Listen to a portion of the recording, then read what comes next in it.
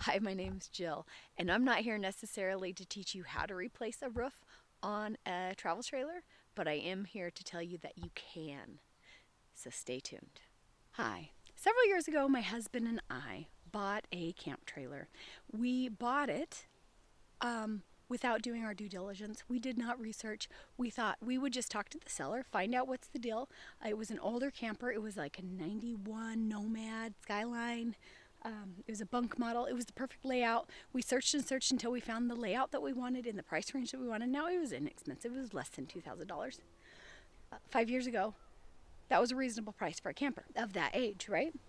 So we thought, okay, so it's a decent deal, and it is the layout that we wanted. So we asked them what worked on it, what didn't work on it, and we felt like they were being really honest with us. And so we went over and we just paid them the money and we took the camper home. It wasn't very long before we realized that the sellers were not exactly truthful with us. They did not disclose the fact that basically the roof was disintegrating and that when it rains, that water would leak through the roof, through the insulation and the wiring, and come out through the light fixtures and through the speakers. We quickly figured this out, obviously after the first rain, and realized that this was a much bigger deal. So we took it to an RV repair shop and we got a quote for about $6,000 to replace the roof on an $1,800 camp trailer that was 20 plus years old. So immediately that led us to the idea that we are either going to have to scrap this, just write off 1,800 bucks, and start over, or figure out how to do it on our own. And we had no idea. We'd never made anything like this before. We'd never done any major repair, but I saw people doing stuff all the time on YouTube. So that's where we went. We went to YouTube and we watched probably about 10 different YouTubers how to replace a roof on a camp trailer. And mind you, there is a lot of different methods to do this. There's a lot of different materials to do this with.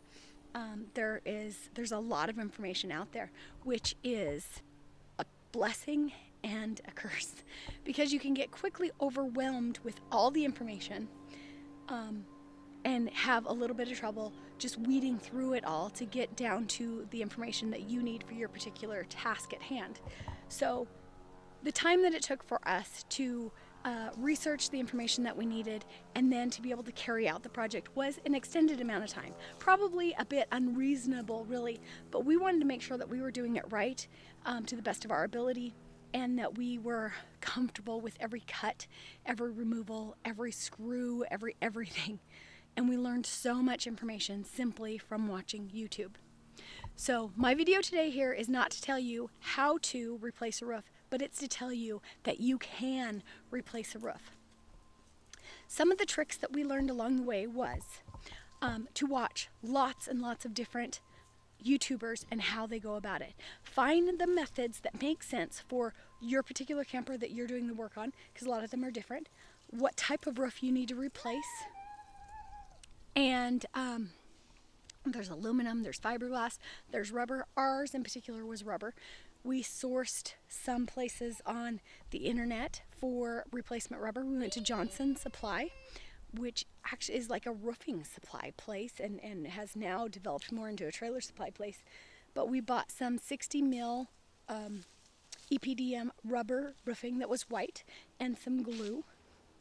We bought butyl tape. We bought self-leveling sealant. Then we bought some regular sealant that we could use that was not self-leveling, that we could use on the edges of the travel trailer, and it would not leak down the side of the trailer.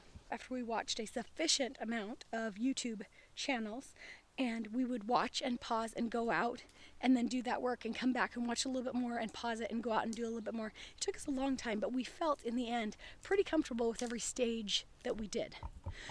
So when it came to the removal, we noticed that whenever we were up on the roof, on our hands and knees, on our feet, that the roof itself would crack, that we could feel the wood actually cracking. So we knew when we replaced it, we wanted to put a roof back on that we were able to at least crawl on our hands and knees on. We don't necessarily need to walk up there. It's not a patio, it's not anything like that, but we needed to be able to access it. So when we pulled off the existing plywood that was on top, we found that it was only about a 1/4 inch thick, so we replaced it with a 1/2 inch thick plywood. And what we did was we pulled them off in as full pieces as we could possibly pull them off at, and we used those as a template on our new plywood to be able to recut out where the vents went, where the bathroom vent, the refrigerator vent, where the roof vents went, all that stuff. So we just basically laid them and traced them and then replaced that wood. We replaced any insulation that was wet or worn out. We double checked all wiring once we got the roof removed. We had to repair some trusses that were rotting from the water. And so we were able to put new boards in, and they call it sistering. So you'd put a new board right next to the existing board over top of the part that was deteriorating, and basically you get kind of like a splint. Again, YouTube, huge resource. The basic idea of this video is just for you to understand that you can do this. You can do anything. YouTube is a huge, huge resource for so many wonderful things that you can find ability in you that you had no idea that you could do. You just need a few tools, a little bit of know-how on how to operate these tools safely, and you can do it. So a couple other little tricks and stuff that we learned trial and error as we did it was we did the 60 mil EPDM roof liner. It was white and it had glue. And so once we replaced all the plywood on the roof of the camp trailer, we went ahead and laid that out. We made sure that it was one long piece, so it was longer on the sides than it needed to be, but we needed it to be long enough to go end to end, and we didn't have any splices. So I believe it was about 10 foot wide, and the camper itself was less than 8. So it overlapped and hung over the edges, and then after we redid everything, then we trimmed that back. However, what we couldn't see, because it overlapped like the edge of a tablecloth, we couldn't see that some of the glue that we were using to glue down that rubber liner had oozed out over the side and dripped down the aluminum siding of the trailer. And by the time we saw it, it was dried and it was very difficult to get off. So my recommendation, if you happen to do a glue-on rubber roof, is to be very mindful of where the glue might be oozing, and maybe get down and flip that edge of that rubber lining up and double check and make sure it's not on the side of your camper at all. And if it is, go ahead and wipe that down while it's still wet. But overall, the actual doing was not as difficult as the mental hurdle that it took for us to have confidence in knowing that we could actually perform the task. So I encourage you to try. Just try something new. Do the research. Put the time in to learn how to do a task that mentally you feel like you can't do. And give it a try. I mean, what would we be out? We were going to have to pay $6,000 in order to replace the roof from a professional, or we were going to pay about $1,200 in materials, and that's probably a little bit of an overestimate, but in materials to be able to replace the roof ourselves. That meant that this $1,800 trailer, we were now in $3,000 versus being into it almost $8,000 if we had hired this project out. So I encourage you strongly, if there's something that you need to do, obviously do your due diligence. Try not to buy yourself a crappy trailer. But if you find yourself in that situation, or you do it on purpose, you buy yourself a crappy trailer because you're like, I want to learn how to do this. Don't let your mental hurdles stop you from overcoming and doing something that you've never done before. Do the research, follow the directions of others that have paved this way before you, and tackle it, and you're going to be so amazed at the outcome.